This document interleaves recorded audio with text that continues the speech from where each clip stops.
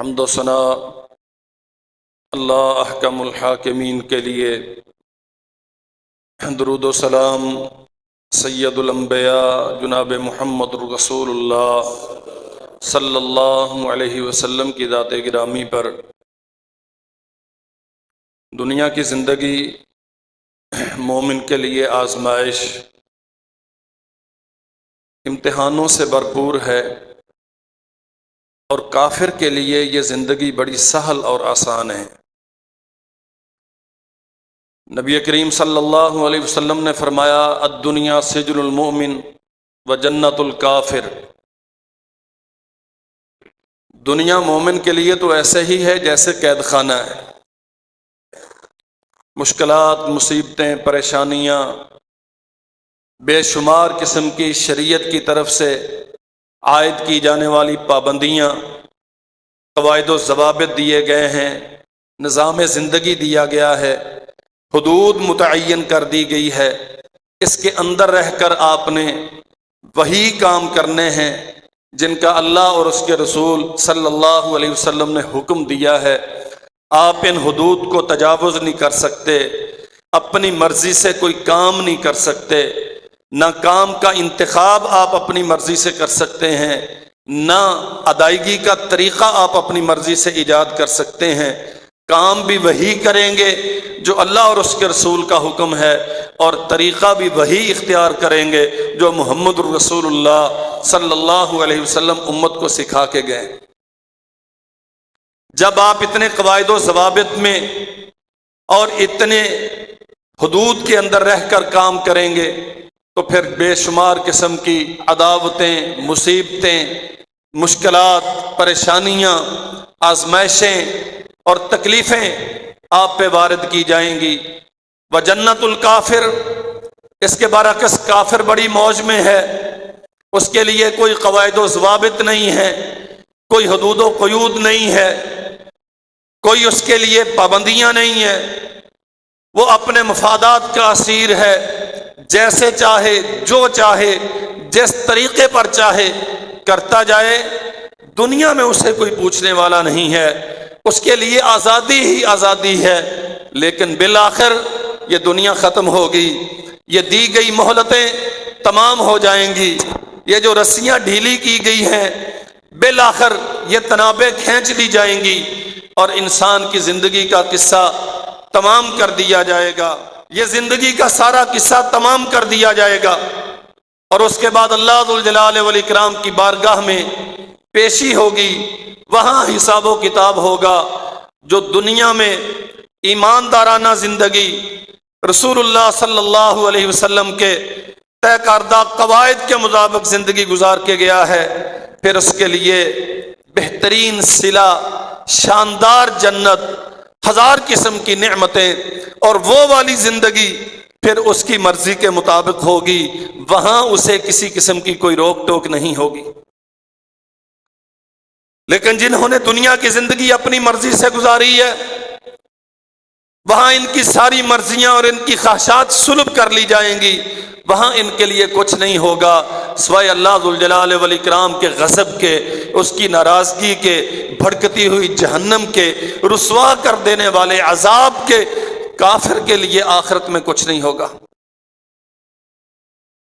نبی کریم صلی اللہ علیہ وسلم نیند کی حالت میں تھے، سیدہ ام سلمہ ام المؤمنین رضی اللہ عنہا بیان کرتی ہیں استيقظ رسول اللہ صلی اللہ علیہ وسلم لیلۃ فزعا، اچانک ہڑبڑا کر پریشانی کے عالم میں رسول اللہ صلی اللہ علیہ وسلم نیند سے بیدار ہوئے اور فرمایا سبحان اللہ ماذا انزل اللہ من الخزائن وما انزل من الفتن۔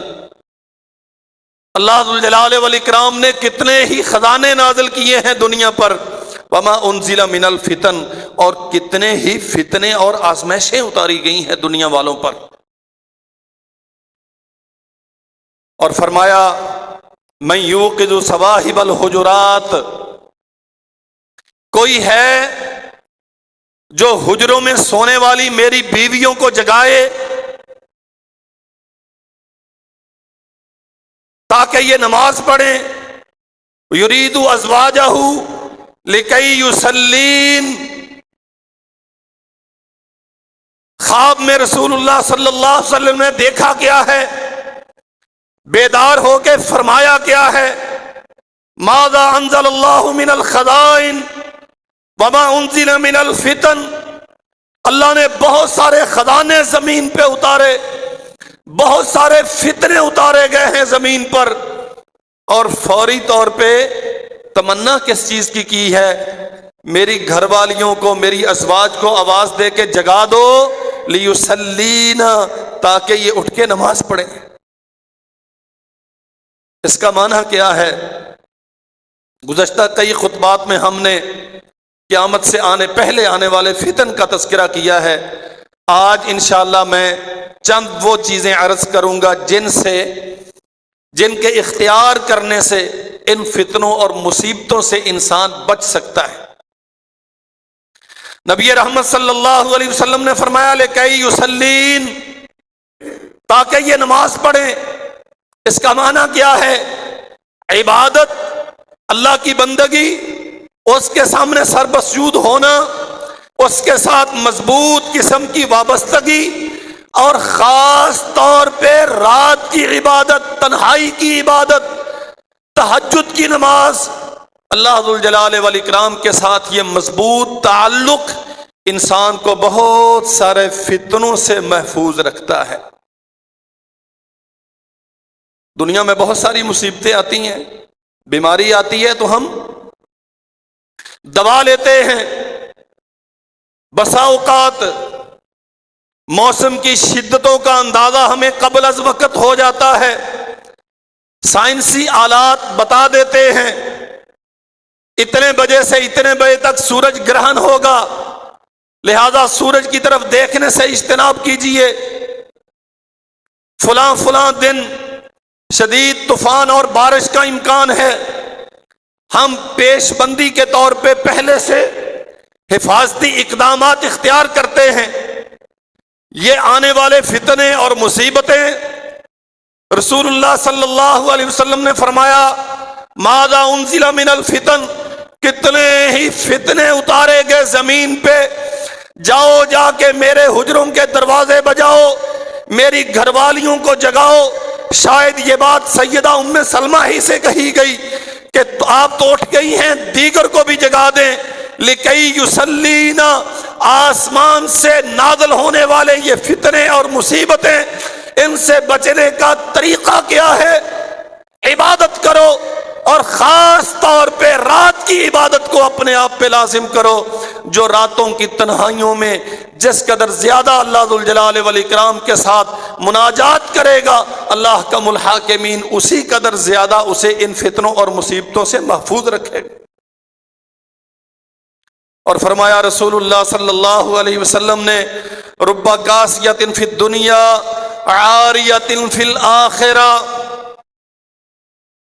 بہت سارے باعزت، لفظی ترجمہ تو اس کا یہ ہے کہ بہت ساری لباس پہننے والی قیامت کے دن بے لباس کر دی جائیں گی، لیکن صحیح طور پہ جو اس کی تشریح ہے، بہت سارے باعزت، جبہ و دستار کے مالک، عز و شہرت کے مالک، دنیا میں وسائل رکھنے والے، قیامت کے دن تہی دامہ ہوں گے، ان کے پاس کچھ نہیں ہوگا. وہاں تو انسان کے اعمال ہوں گے، پھر اللہ ذوالجلال والاکرام کی رحمت ہوگی یا اس کا غصہ ہوگا. اگر دنیا میں کچھ آخرت کے لیے کیا ہے، ان مصیبتوں فتنوں سے بچنے کے لیے اللہ ذوالجلال والاکرام سے کوئی تعلق قائم کیا ہے، وفا کا رشتہ استوار کیا ہے، اور پھر تنگی اور آسانی میں، کشادگی میں اور فراخی میں، ہر حال میں یہ رشتہ وفا نبھانے کی کوشش کی ہے، تو اللہ ذوالجلال والاکرام یہ عزت کے تاج قیامت کے دن بھی پہنائے گا. لیکن اگر اللہ کے ساتھ کوئی تعلق نہیں ہے، یہ دنیا کا مال و منال، یہ عز و شہرت اور جاہ و جلال، یہ تمہارے لیے قیامت کے دن بچاؤ کا سامان نہیں. جناب محمد الرسول اللہ صلی اللہ علیہ وسلم نے فرمایا ان السعید لمن جنب الفتن، خوش قسمت وہ ہے جسے فتنوں سے بچا لیا گیا. 3 بار رسول اللہ صلی اللہ علیہ وسلم نے فرمایا ان السعید لمن جنب الفتن، لوگوں خوش قسمت وہ ہے جو آزمائشوں اور مصیبتوں سے بچا لیا گیا. ومن ابتلی فصبر فواہن، جس کو اس میں مبتلا کر دیا گیا، کسی آزمائش میں مصیبت میں ڈال دیا گیا، فصبر، اور اللہ ذوالجلال والاکرام نے اسے توفیق عطا کی، وہ اس مصیبت پہ صبر کرنے والا بنا، فواہن، تو پس اس کی قسمت کے کیا ہی کہنے. سعادت مند وہ ہے جو مصیبتوں اور آزمائشوں سے بچا لیا گیا. ہمیشہ ان آزمائشوں سے، ان مصیبتوں سے، پریشانیوں سے اللہ ذوالجلال والاکرام کی پناہ طلب کرتے رہنا چاہیے. بے شمار دعائیں مذکور ہیں کتب احادیث میں، رسول اللہ صلی اللہ علیہ وسلم ان مصیبتوں اور پریشانیوں سے پناہ مانگتے تھے اللہ کی. ان سے زیادہ صبر والا کوئی نہیں، ان سے زیادہ حوصلے اور استقامت والا بھی کوئی نہیں. لیکن اس کے باوجود سرور کونین صلی اللہ علیہ وسلم اللہ ذوالجلال والاکرام سے اس کی پناہ مانگتے تھے ان فتنوں کے آنے سے. ومن ابتلی، لیکن اگر اللہ ذوالجلال والاکرام نے کوئی فتنہ انسان کے مقدر میں لکھ دیا ہے، مصیبت طے کر دی گئی ہے، یہ آزمائش وارد ہونی ہی ہے، تو تقدیر کو ٹالنا انسان کے بس کی بات نہیں ہے. فصبر فواہن، پھر اس پہ صبر اختیار کرنے والا. اور صبر اختیار کرنے کا معنی کیا ہے؟ وہ زبان سے شکوے نہیں کرتا. کوئی بیماری آ گئی تو بیماریوں کو گالیاں نہیں دیتا. رسول اللہ صلی اللہ علیہ وسلم نے فرمایا بخار آتا ہے تو اسے برا مت کہو، یہ تمہیں گناہوں سے صاف کرنے کے لیے آتا ہے. کوئی بھی آزمائش، کوئی مالی تنگی، کوئی جسمانی اذیت، کوئی ذہنی بوجھ، حق کی وجہ سے کوئی مخالفت، دین اسلام پہ قائم رہنے کی وجہ سے ادھر ادھر سے کوئی عداوتیں اور دشمنیاں، یہ سب کچھ اگر کسی کے مقدر میں لکھ دیا گیا اور وہ اس پہ وارد ہو گیا، فصبر، تو انسان کی ذمہ داری کیا ہے؟ اس پہ صبر کرے. صبر کا لازمی تقاضا ہے کہ انسان اللہ کے دین پہ استقامت اختیار کرے. جزا فضا کرنا، رونا پیٹنا، اپنے دکھ کا اظہار جاہلیت کے انداز میں کرنا، کوئی مصیبت آ گئی ہے تو اس مصیبت کو گالیاں دینا، کوئی بندہ اگر کسی وجہ سے پریشانی کا سبب بنتا ہے تو اس بندے کے پیچھے لگ کھڑے ہونا اور دشمنیاں پالنا، میرے عزیز بھائیوں، یہ ایمان کے منافی ہے، یہ صبر کے منافی ہے. صبر کا معنی آپ اللہ ذوالجلال والاکرام کی رضا پہ راضی رہیں. نبی کریم صلی اللہ علیہ وسلم نے فرمایا کان عجبا لامر المؤمن، مومن کا معاملہ بڑا عجیب ہے. ولیس ذلک الا للمؤمن، لیکن یہ تعجب خیز امر، یہ خوش کن معاملہ، یہ نصیب صرف ایمان والوں کو ہوتا ہے. جن کا ایمان نہیں ہے انہیں یہ سعادت نہیں ملتی. اللہ کے نبی یہ تعجب خیز معاملہ ہے کیا؟ فرمایا مومن آدمی کو اگر کوئی مصیبت پہنچتی ہے فصبر علیہ فکان خیر اللہ، وہ اللہ کی رضا کے لیے اس پہ صبر کرتا ہے، اللہ ذوالجلال والاکرام اس کے لیے باعث اجر بنا دیتا ہے. اور اگر اسے کوئی آسانی ملتی ہے، کوئی خوشی نصیب ہوتی ہے، فشکر علیہ، تو وہ آپے سے باہر ہو کے ڈھول نہیں پیٹتا، وہ کنجروں کی طرح ناچتا نہیں ہے، وہ اللہ کی شریعت کی حدود کو پامال نہیں کرتا. پہلے غم تھا تو جاہلوں کی طرح رونے لگ گیا، اب آسانیاں آ گئی، خوشی آ گئی تو اب احمقوں کی طرح، جانوروں کی طرح ناچنے لگ گیا. तब भी उसने शरीयत का दामन नहीं छोड़ा, अब भी उसने रसूलुल्लाह सल्लल्लाहु अलैहि वसल्लम की अताअत को मलहूद रखा है। फरमाया फशकर अलैहि फकाना खैरल्लाहु, मुश्किल आती है उस पर सब्र करता है, अल्लाह जुल जलाल वल इकराम उसके लिए अजर का बायस बनाते हैं, और खुशियां मिलती हैं उस पर अल्लाह का शुक्र अदा करता है, अल्लाह जुल जलाल वल इकराम ये भी उसके लिए बायस खैर बनाते हैं। सैयदुना अब्दुल्लाह इब्न मसऊद रज़ी अल्लाह तआला अन्हु तशरीफ फरमा है, एक काले रंग की खातून वो जा रही है, अपने शागिर्दों से फरमाते हैं किसी ने जन्नती देखना है? सैयदना अता बिन अबी रिबा रहमतुल्लाह अलैह बड़े किबार ताबईन में से हैं, हरम काबा के इमाम और खतीब रहे। हजरत देखना है, कौन नहीं चाहता कि हम दुनिया में किसी जन्नती को देखें। फरमाया ये अभी जो गुजरी है औरत काले से रंग की, ये जन्नती है। फिर पूरा वाकया बयान किया, सहीहुल बुखारी में है। नबी करीम सल्लल्लाहु अलैहि वसल्लम के पास ये खातून आई और आके अर्ज की, अल्लाह के नबी मुझे मिर्गी का मर्ज है, गिर जाती हूं बेहोश होके, आप मेरे लिए शफा की दुआ कर दें। फरमाया अगर चाहती हो तो मैं शफा की दुआ करता हूं, लेकिन अगर इस बात पे राजी होती हो कि अल्लाह जुल जलाल वल इकराम ने तेरे मुकद्दर में जो तकलीफ लिखी है इस पे सब्र कर, मैं तुझे जन्नत की जमानत देता हूं। सब्र, मुसीबतों पर सब्र, सब्र का माना अल्लाह की रजा पे राजी रहना। बीबी कहती है हजरत मैं सब्र करूंगी, ये 2 4 10 साल की जिंदगी है, न जाने कब खत्म हो जाए, ये मुसीबत और परेशानी झेल लूंगी, आप जन्नत की जमानत दें, मैं इस जमानत पे राजी। लेकिन एक मसला है, जब बेहोश होकर गिरती हूं, अपने आप से बेगाना हो जाती हूं, गाफिल होती हूं, होश सलामत नहीं होता, आप ये दुआ कर दें कि अल्लाह जुल जलाल वल इकराम मेरा पर्दा कायम रखे। मेरे भाइयों और मेरी बहनों, मेरे बुजुर्गों और मेरी माओ, अल्लाह के लिए ये मसला समझें। ये मिर्गी की मरीज है, बीमारी पर सब्र करने के लिए राजी है।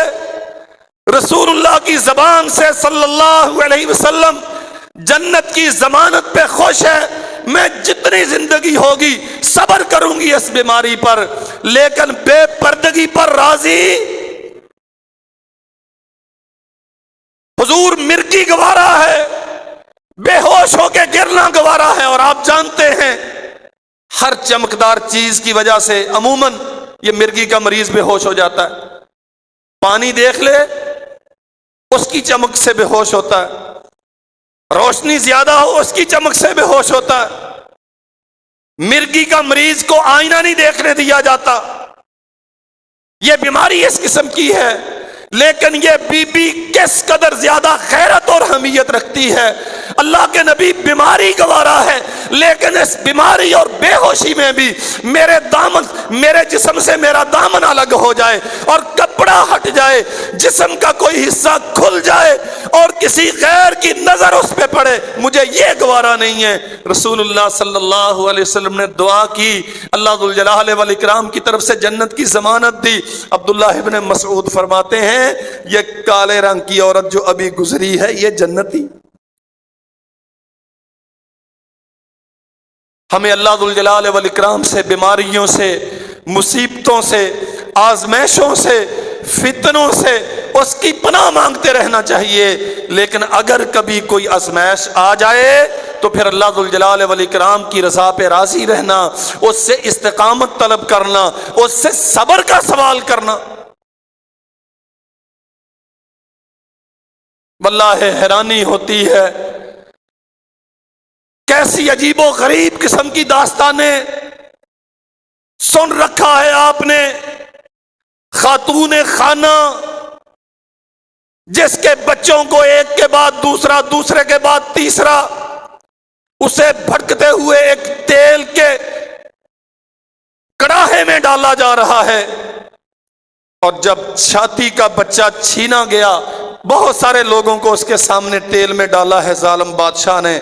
जब छाती का बच्चा छीना गया तो दिल में एक हाथ पड़ता है ना, वो बच्चा बोल के कहता है, अम्मा परेशान नहीं होना, अंते अलल हक के, तू अगर इस तेल के कड़ाहे में डाली जा रही है तो हक की वजह से डाली जा रही है। और जो हक के रास्ते में आजमाइशों पे सब्र करता है, अल्लाह उसे कभी रुसवा नहीं करता। अल्लाह अकबर। नबी करीम सल्लल्लाहु अलैहि वसल्लम ने फरमाया, एक वक्त ऐसा आएगा, मुसीबतें और फितने इस कदर शदीद होंगे, परेशानियां और आजमाइशें इस कदर ज्यादा होंगी कि अहले हक बिगाने समझे जाएंगे, अजनबी समझे जाएंगे। जैसे पूरा टब्बर ही नाक कटों का हो ना, तो एक नाक वाला उनमें अजीब समझा जाता है। उसकी नाक का होना उसके लिए ताना बन जाता है, चूंकि किसी और की नाक है नहीं। ऐसे ही हक वाले, उनका हक उनके लिए ताना होगा। नबी रहमत सल्लल्लाहु अलैहि वसल्लम ने फरमाया, उस वक़्त आदमी का बेहतरीन माल उसके जानवर होंगे, बकरियां होंगी, वो लेके निकल जाएगा पहाड़ों में, जंगलों में, जहां बारिशें होती हैं, वहां अपनी बकरियां चराएगा, जानवर चरवाएगा, उनका दूध निकाला, पी लिया, उससे गुजर बसर करेगा।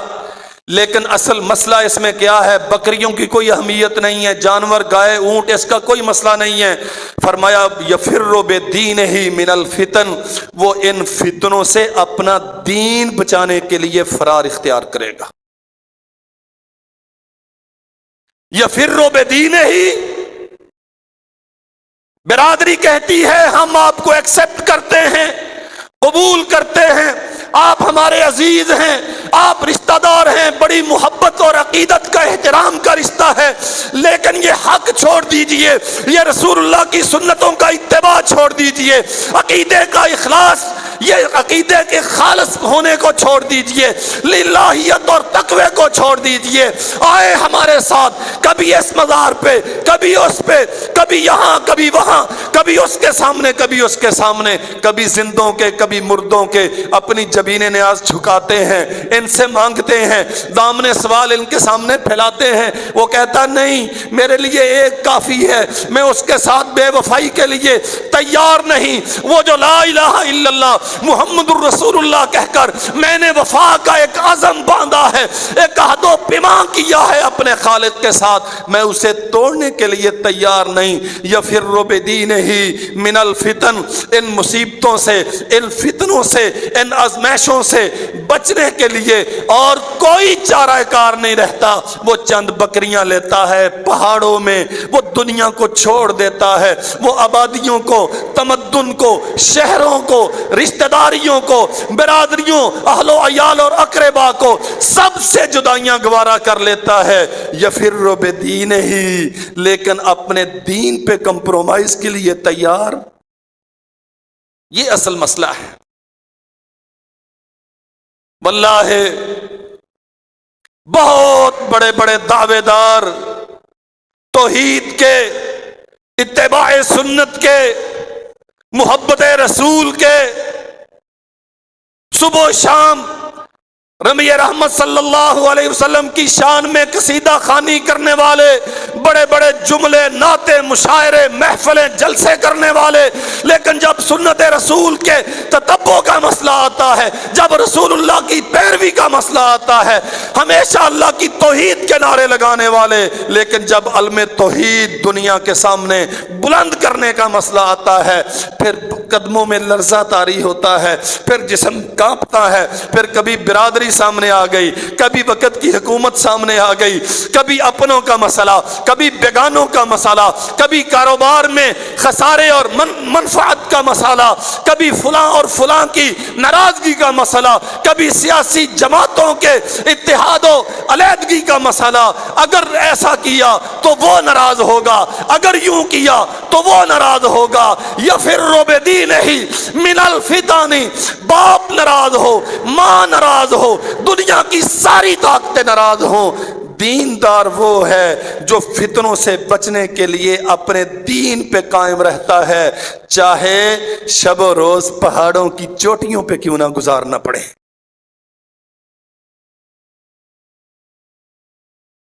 جناب محمد رسول اللہ صلی اللہ علیہ وسلم کو خوب اندازہ تھا ان مصیبتوں کا۔ سیدنا زید بن ثابت رضی اللہ عنہ بیان کرتے ہیں رسول اللہ صلی اللہ علیہ وسلم نے ہمیں سکھایا، تعوذوا باللہ، میرے صحابہ اللہ ذوالجلال والاکرام کی پناہ مانگا کرو، من الفتن ما ظہر منہا وما بطن، جتنے فتنے ہیں ظاہر کے، باطن کے، چھپے ہوئے، بالکل نمایاں، تعوذوا باللہ من الفتن ما ظہر منہا وما بطن، ان سارے فتنوں سے اللہ ذوالجلال والاکرام کی پناہ مانگو۔ اولاد کے فتنے، مال کے فتنے، کیا خیال ہے کتنے لوگ ہیں جو اپنی اولاد کی بے راہ روی کی وجہ سے بے بس و مجبور ہوئے پڑے ہیں۔ اللہ اکبر۔ مال کی کثرت اور قلت، یہ دونوں ہی فتنے، مال کا ہونا بھی فتنہ ہے، مال کا نہ ہونا بھی فتنہ۔ کبھی فقر اس قدر زیادہ ہوتا ہے کہ آدمی امور کفر کا ارتکاب کر لیتا ہے، کبھی دولت اس قدر زیادہ ہوتی ہے کہ اللہ ذوالجلال والاکرام کو بندہ ویسے بھول جاتا۔ انما اموالکم و اولادکم فتنہ، قرآن کہتا ہے یہ تمہاری اولاد اور تمہارا مال تمہارے لیے فتنہ۔ اعتدال کی زندگی، شریعت کی پیروی، ایک معیار حق کی زندگی، اولاد ہے یہ میری تب ہے جب یہ شریعت کے تابع ہے، اگر یہ شریعت کی نافرمان ہے، اللہ اکبر۔ یاد رکھو میرے بھائیو، اللہ ذوالجلال والاکرام نے جو محبتوں کے معیار قائم کیے ہیں وہ اپنی ذات کو محبت کا معیار بنایا ہے۔ اولاد سے محبت ہے، یہ فطرت بھی ہے، لیکن اولاد آپ کو اس وقت تک اچھی لگنا چاہیے جب تک اولاد اللہ کو اچھی لگتی ہے۔ اگر تیری اولاد تیرے رب کو اچھی نہیں لگتی تو تجھے بھی اسے اچھا نہیں سمجھنا چاہیے۔ تعوذوا باللہ من الفتن، ان سارے فتنوں سے اللہ ذوالجلال والاکرام کی پناہ مانگو۔ اور سیدنا زید بن ثابت رضی اللہ عنہ کہتے ہیں جتنے صحابہ کرام بیٹھے تھے ہم نے فوراً کہا نعوذ باللہ من الفتن ما ظہر منہا وما بطن، اللہ ہم ہر قسم کے فتنوں سے تیری پناہ طلب کرتے ہیں۔ اور خود اللہ ذوالجلال والاکرام نے جناب نبی رحمت صلی اللہ علیہ وسلم کو مخاطب کر کے فرمایا، یا محمد صلی اللہ علیہ وسلم اذا صلیت، جب آپ نماز پڑھتے ہیں، فقل اللہم انی اسألک فعل الخیرات، آپ دعا کیا کیجئے اللہ میں تجھ سے اچھے کاموں کی توفیق مانگتا ہوں۔ اللہم انی اسألک فعل الخیرات و ترک المنکرات، اللہ اچھے کام کرنے کی توفیق دے، برے کاموں سے رکنے کی طاقت دے۔ اللہ اکبر۔ ہمارے ہاں ایک بہت بڑی کمزوری ہے، ہم دعا کرتے ہیں لیکن عام طور پہ کیسے، مولوی جی دعا کرے آجے، مولوی دعا کر دیتا ہے، اس نے بھی رسمی طور پہ چند جملے رٹے ہوئے ہوتے ہیں، عموماً نہ مولوی بیچارے کو پتا ہوتا ہے کہ ان کلمات کا معنی کیا ہے، اور نہ سننے والوں کو پتا ہوتا ہے، وہ صرف آمین کہنے کے لیے بیٹھے ہیں۔ ہماری بہت بڑی بدقسمتی ہے، عوام صرف آمین کہنے کے لیے، وہ سیدھا کہہ دے تو آمین، وہ الٹا کہہ دے تو آمین۔ دوسرے سے دعا کروانا جائز ہے، سنت ہے رسول اللہ صلی اللہ علیہ وسلم کی۔ آپ کہہ سکتے ہیں کسی کو، کسی بھی نیک آدمی کو، یار میرے لیے دعا کرنا۔ نبی علیہ السلام کے پاس لوگ آتے تھے، آپ لوگوں کے لیے دعا کرتے تھے۔ خود رسول اللہ صلی اللہ علیہ وسلم نے بعض لوگوں کو دعا کی تلقین کی، فلاں سے دعا کروانا، فلاں سے دعا کروانا۔ لیکن دعا کا سب سے بہترین طریقہ یہ ہے، تنہائیوں میں ذرا اپنے معاملات کو دیکھ کے اللہ ذوالجلال والاکرام سے مانگا کرو۔ قسم ہے پیدا کرنے والے رب کی، وہ جتنی آپ کے مولوی کی سنتا ہے نا، اتنی ہی آپ کی سنتا ہے۔ اس کی سماعت سب کے لیے ایک جیسی ہے، اس کا دریائے رحمت سب کے لیے ایک جیسا ہے۔ مولوی عربی میں دعا کرے وہ تب بھی اتنی سنتا ہے، مقتدی پنجابی میں کرے وہ تب بھی اتنی سنتا ہے۔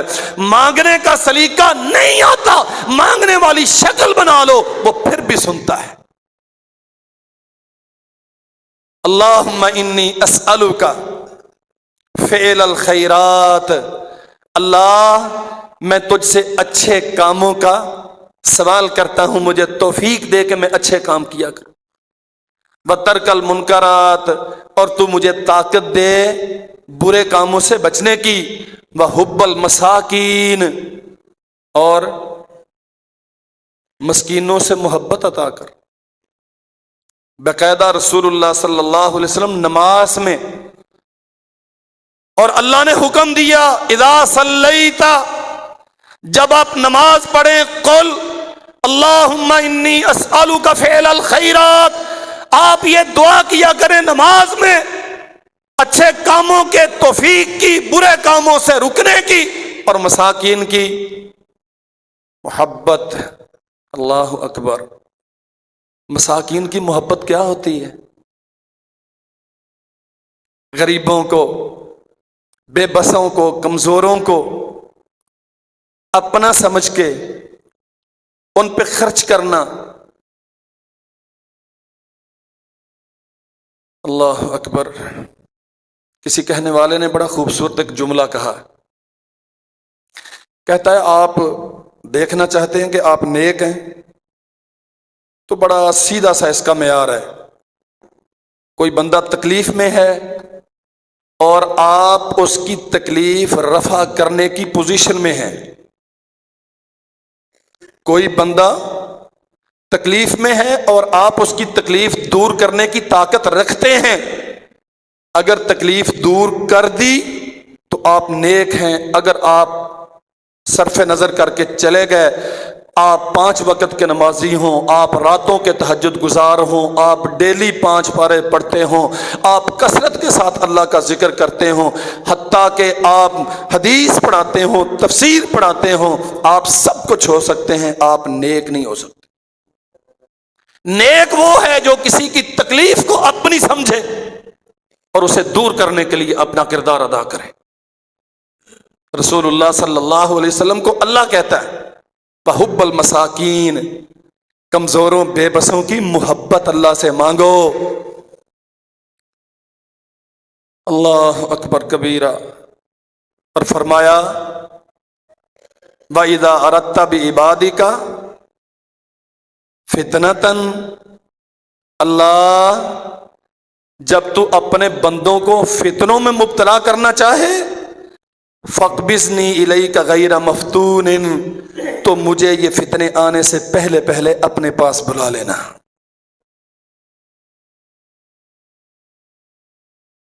عادت بنائیں میرے بھائیوں، بڑے فتنے، واللہ بڑے فتنے۔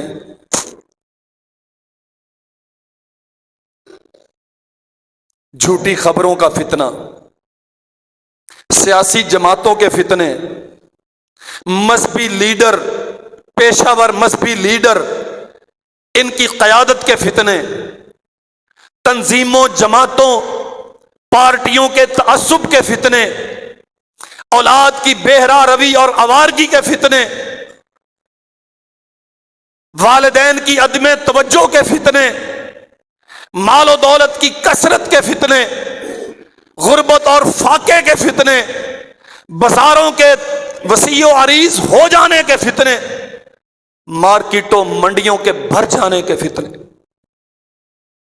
اللہ اکبر، اللہ کی قسم حقیقت یہ ہے، جمعے والے دن یہ 10 ساڑھے 10 بجے بازار میں سبزی لینے جائیں نا تو پاؤں رکھنے کی جگہ نہیں ملتی، اور لگتا یوں ہے کہ جمعے کا دن اللہ نے بندگی کے لیے نہیں بنایا، یہ عورتوں کے لیے بنایا ہے کہ گھر میں کسی نے نہیں رہنا، ساری منہ اٹھا کے بازار میں چلی جاؤ۔ آپ اکثریت آپ کی دکانداروں کی ہے، 300 کی ایک چیز لینے کے لیے پورے محلے کی بیبیاں آتی ہیں اور 15 دکانیں پھرنے کے بعد پھر پہلی دکان سے آ کے چیز لے کے جاتی ہیں۔ اور یہ بیبیاں ہوتی کن کی ہیں؟ میں بھی افسوس کرتا ہوں، آپ بھی افسوس کرتے ہیں، اور آپ کہتے ہیں جی نہیں مولوی صاحب نے بالکل ٹھیک کیا ہے ایویں ہی، لیکن سوال یہ ہے کہ یہ عورتیں ہیں کن کی؟ یہ جنگلوں سے آتی ہیں، جمعے کا دن بندگی کے لیے، درود و سلام کے لیے، نماز کے لیے، قرآن مجید کی قرات کے لیے، اللہ ذو الجلال والاکرام سے کثرت کے ساتھ دعائیں کرنے کے لیے، سارے شہر کی بیبیاں گھروں کو اکیلا چھوڑ کے وہ ساری بازاروں میں آوارہ گردی کرتی پھرتی ہیں۔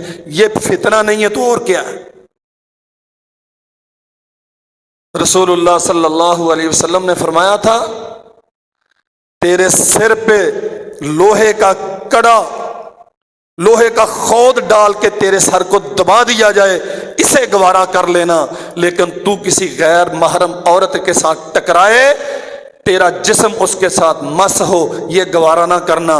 بازاروں میں پھرنے والی کسی بی بی کو یہ حیا ہے کہ کتنے بندے مجھے دھکے مار کے جاتے ہیں، میں کتنوں کے ساتھ ٹکرا رہی ہوں، اور میری شرم و حیا کا جنازہ کیسے نکلتا ہے دھوم کے ساتھ۔ واللہ ہماری زندگی کا تو ترتیب ہی ساری بدل گئی، ہزار قسم کے فتنے ہیں۔ یہ بازاروں کا خواتین سے بھرا ہوا ہونا بجائے خود ایک فتنہ۔ ان سارے فتنوں سے اللہ ذو الجلال والاکرام کی پناہ مانگا کرو، دعا کیا کرو، اللہ مجھے ظاہر و باہر، ظاہر اور پوشیدہ ہر قسم کے فتنوں سے محفوظ رکھ۔ نبی کریم صلی اللہ علیہ وسلم تشہد میں دعا کرتے تھے، اللہم انی اعوذ بک من عذاب القبر واعوذ بک من عذاب النار واعوذ بک من فتنۃ المسیح الدجال واعوذ بک من فتنۃ المحیا والممات۔ اللہ عذاب قبر سے، عذاب جہنم سے، دجال کے فتنے سے پناہ مانگی، اور چوتھی پناہ کس سے مانگی؟ اللہم انی اعوذ بک من المحیا، اللہ زندگی میں جتنے بھی فتنے ہیں میں ان سب سے تیری پناہ مانگتا ہوں۔ اولاد فتنہ ہے اگر یہ شریعت کی پیروکار نہیں ہے، بیوی فتنہ ہے اگر یہ تیرے بستر کی صحیح طور پہ محافظ نہیں اور تیرے گھر میں رہ کر اللہ کی اطاعت و فرما برداری نہیں کرتی تو یہ فتنہ۔ مال تیرے لیے فتنہ ہے اگر اس کا آنا اور اس کا خرچ ہونا اللہ کی رضا کا باعث نہ ہو۔ فاقہ کشی، غربت تیرے لیے فتنہ ہے اگر یہ اللہ ذو الجلال والاکرام کے ساتھ تیرا تعلق مضبوط نہ کرے اور تجھے صبر پہ کھڑا نہ کرے۔ وسائل و نعمتوں کی کثرت تیرے لیے فتنہ ہے اگر یہ تجھے اللہ ذو الجلال والاکرام کا شکر گزار بندہ نہ بنائے۔ اور میں آپ سے عرض کروں، اللہ کی قسم یہ سجدے اور نمازیں انسان کے لیے فتنہ ہیں اگر یہ بندے کے دل میں عاجزی اور انکساری پیدا نہ کرے۔ تیرا سجدہ اگر تجھے بڑا بناتا ہے، میں بڑا نیک ہو گیا ہوں، تیرا خرچ کرنا اگر تجھے یہ احساس دلاتا ہے کہ تیرے جیسا سخی اور دیالو اور کوئی نہیں، قسم ہے پیدا کرنے والے رب کی، یہ تیرا خرچ کرنا بھی تیرے لیے فتنہ ہے، تیرا سجدہ ریز ہونا بھی تیرے لیے فتنہ۔ تو قرآن پڑھتا ہے اس لیے کہ لوگ کہیں بڑا اچھا قاری ہے، تو خطبہ دیتا ہے اس لیے دنیا چرچے کرے اس جیسا خطیب کوئی نہیں، نہ تیری قرات تیرے لیے فائدہ مند ہے، نہ تیری خطابت تیرے لیے فائدہ مند ہے، یہ فتنے ہیں۔ اور محمد کریم صلی اللہ علیہ وسلم نے حکماً فرمایا تعوذوا باللہ من الفتن، ان سارے فتنوں سے اللہ ذوالجلال والاکرام کی پناہ مانگا کرو، جھکے ہوئے کندھوں کے ساتھ، دل کی نیت خالص لے کر، کانپتے ہوئے جسم کے ساتھ، لرزا دینے والے تصور کے ساتھ اس کائنات کے مالک کے سامنے آ کے سجدہ کر، پھر تجھے لذت ایمان بھی حاصل ہوگی اور اللہ ذوالجلال والاکرام کی ملاقات کا شوق بھی پیدا ہوگا۔ جب یہ سارا کچھ دکھلاوا ہو، یہ سب کچھ ریا ہو، یہ محض دنیا کی نمود و نمائش ہو، تو پھر پڑھنا نہ پڑھنا برابر ہے، کوئی فرق نہیں ہے۔ اللہ اکبر۔ وَإِذَا أَرَدْتَ بِعِبَادِكَ فِتْنَةً، میرے نبی آپ یہ دعا کیا کریں، اللہ مجھے فتنوں میں مبتلا کرنے سے پہلے پہلے اپنے پاس بلا لینا۔ اس کا معنی کیا ہے؟ فتنے مشکل ہیں جھیلنے، موت آسان ہے۔ اللہ اکبر۔ اور ایک اور بات یاد رکھو میرے بھائیوں، اگر یہ مشکلات اور مصیبتیں کبھی وارد ہو جائیں تو ہمیشہ کتاب و سنت پہ استقامت اختیار کرنا۔ یہ جتنے چور رستے ہیں نا نکلنے کے، سیدھے رستے کا پھاٹک بند ہو گیا، آپ سمجھتے ہیں مصیبتیں اتنی بڑی ہیں، مشکلات اس قدر شدید ہیں کہ اب سیدھے رستے کا پھاٹک بند ہو گیا، میں یہاں سے آگے نہیں جا سکتا۔ آپ جہاں ہیں وہاں جم جائیں اس یقین کے ساتھ کہ میں صراط مستقیم پہ کھڑا ہوں، اگر آگے نہیں بڑھ سکتا، رستہ بند ہے، چٹانیں حائل ہیں، رکاوٹیں آ گئی ہیں، بیریئر لگ گئے ہیں، کوئی مسئلہ نہیں ہے، میں چور رستہ اختیار نہیں کروں گا، رہوں گا اسی پر، جب اللہ گیٹ کھول دے گا آگے جاؤں گا۔ فرمایا نبی کریم صلی اللہ علیہ وسلم نے علیکم بسنتی وسنت الخلفاء المہدیین الراشدین تمسکوا بها وعزوا علیہا بالنواجذ وإیاکم والامور المحدثات فإن كل محدثۃ بدعۃ وكل بدعۃ ضلالہ۔ کسی مصیبت اور فتنے سے بچنے کے لیے جو نئے رستے تلاش کیے جاتے ہیں، کتاب و سنت کے معیار کو چھوڑ کے جو ادھر ادھر کے سہارے لیے جاتے ہیں، فلاں پیر پہ جا کے چڑھاوا دے دو، فلاں قبر پہ جا کے چادر چڑھا دو، فلاں کے نام کی منت مانگ لو، فلاں کے نام کا تعویذ بنا لو، فلاں سے کڑا یا چھلا دم کروا کے کلائی میں پہن لو، یہ جتنے چور رستے ہیں، یہ جتنے چھوٹے رستے ہیں، یہ فَإِنَّ كُلَّ بِدْعَةٍ ضَلَالَةٍ، یہ تمہیں گمراہ کر دیں گے۔ رکاوٹیں آ گئی ہیں، اللہ سے مدد طلب کر، اس کے لیے استقامت اختیار کر، اس کے لیے سجدے لمبے کر، اس سے دعائیں کر، گڑ گڑا رو، سب کچھ کر، لیکن دائیں بائیں کے کسی رستے پہ نہیں جانا۔ جب تک رکاوٹ دور نہیں ہوتی ڈٹا رہے، لیکن رہنا صراط مستقیم پہ۔ قد جاءکم من اللہ نور وکتاب مبین یہدی بہ اللہ من اتبع رضوانہ سبل السلام ویخرجہم من الظلمات الی النور بإذنہ ویہدیہم الی صراط مستقیم۔ واللہ اس سے بڑی ضمانت اور گارنٹی اور کوئی نہیں۔ لوگوں مشکلات آتی ہیں، اور میں نے پچھلے خطبات میں یہ حدیث کئی بار عرض کی، اللہ کے نبی نے فرمایا فتنے ایسے آئیں گے ققیطہ اللیل المظلم، جیسے رات کے اندھیرے آتے، کچھ نہیں دکھتا، کچھ نظر نہیں آتا، اوپر سے آواز آتی ہے نہیں میرے بندے تو میرے ساتھ رابطہ کر، قد جاءکم من اللہ نور و کتاب مبین، میں تجھے روشنی بھی عطا کروں گا اور کھلی کتاب، سیدھا راستہ بتانے والی کتاب بھی دوں گا۔ یہدی بہ اللہ من اتبع رضوانہ، اگر تو نے اپنے آپ کو اس کے سپرد کر دیا، یہ مسئلہ ہے اصل میں سمجھنے کا۔ ہم یہاں آ کے بھٹکتے ہیں، ہم کہتے ہیں سپرد بھی نہ کریں، ہمارے تحفظات، ہمارے